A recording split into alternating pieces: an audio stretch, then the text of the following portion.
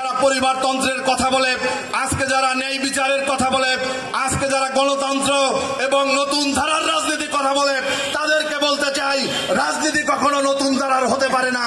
আমরা চাই বৈষম্যহীন বাংলাদেশ, আমরা চাই ক্ষুধা দারিদ্র্য মুক্ত বাংলাদেশ, আমরা চাই দুর্নীতি লুটপাট মুক্ত বাংলাদেশ। যেই হাসিনা 17 বছরে যেই বাংলাদেশকে ধ্বংসের দ্বার প্রান্তে নিয়েছে, আমরা সেই বাংলাদেশকে দেশনায়ক তারেক রহমানের নেতৃত্বে এবং বেগম খালেদা জিয়ার নির্দেশনায় আমরা নতুন বাংলাদেশ গড়তে চাই, তারুণ্যদীপ্ত বাংলাদেশ গড়তে চাই। আপনারা সবাই ঐক্যবদ্ধ থাকবেন।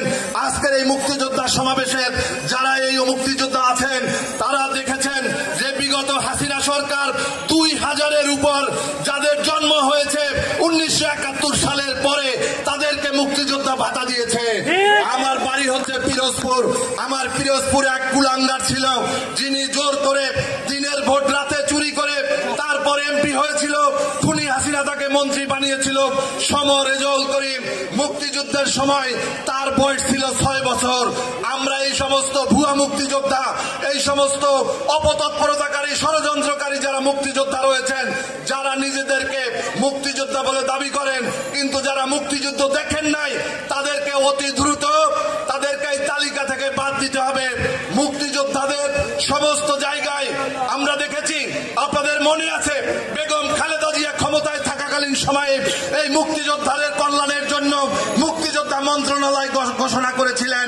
বিএনপি হচ্ছে মুক্তিযোদ্ধাদের দল, যেই দলের প্রধান স্বাধীনতার ঘোষক, যেই দলের প্রধান সেক্টর কমান্ডার, যেই দলের প্রধান জেড ফোর্স কমান্ডার, সেই দলকে বিগত 17টি বছর মুক্তিযুদ্ধের চেতনার কথা বলে তাকে বাংলাদেশের ইতিহাস থেকে মুছে ফেলার চেষ্টা করা হয়েছিল।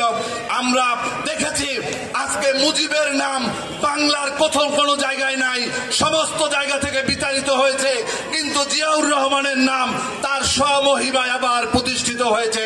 তাই বলতে চাই, ইতিহাসকে কেউ কখনো উল্টো পথে নেওয়ার চেষ্টা করবেন না। ইতিহাস নিজ গতিপথ নিজেই নির্ধারণ করে। আপনাদের সবাইকে ধন্যবাদ। বাংলাদেশ জিন্দাবাদ, বাংলাদেশ লেবার পার্টি জিন্দাবাদ। মুক্তিযুদ্ধ জনতার জয় হোক, জয় হোক, জয় হোক।